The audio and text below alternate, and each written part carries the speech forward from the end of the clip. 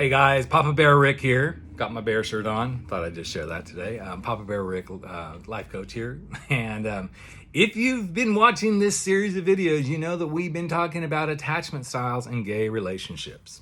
Going back to my notes like I like to do to make sure we're covering everything. We started with fearful avoidant. We have talked about the avoidant attachment, which is a little bit different than the fearful. We have the anxious one that's like, okay, not really. But that's kind of how I feel. I am an anxious guy. So there's times I'm like, ugh. Yes. And today we're going to talk about the attachment style to work towards. It is the secure attachment style. And you notice I said to work towards, because guess what? It's work. In fact, you only get here by releasing yourself from the other three. You have to let go of fearful attachment, avoidant attachment, and anxious attachment to get here. So, what does here look like? Well, when you're in a really secure attachment style relationship, and this is just a few things, there's other things that go into it, you have a really good bond with your partner. And it can mean sex bond, intimacy bond, conversation bond, gold bonds, all of these, not gold bonds. Well, if you have gold bonds, go for that. If he's got gold bonds, go for that relationship. I'm telling you, doesn't hurt.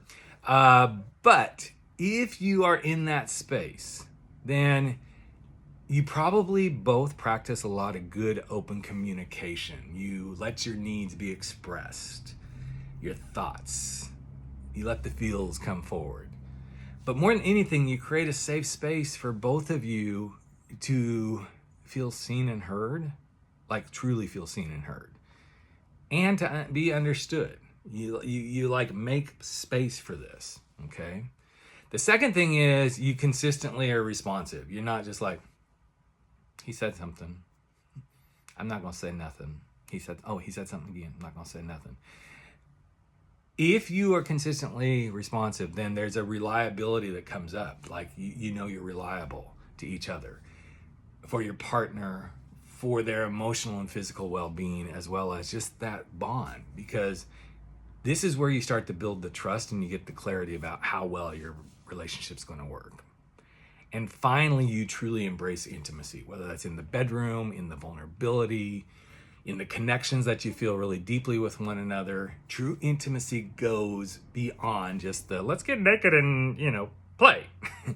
It's a good place to start, but even in the intimate moments in the bedroom, you can have this secure attachment, because sometimes it isn't all about you getting off, it can just be about him getting off.